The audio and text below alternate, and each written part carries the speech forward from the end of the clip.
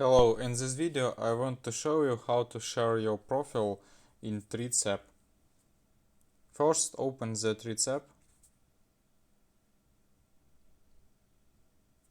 then as can we see we can click on the share profile button, click on it and choose the social you want to choose.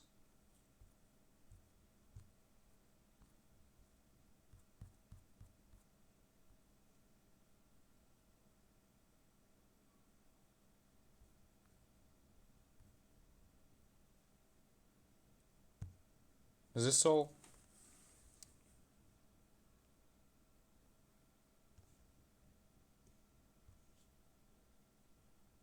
Goodbye.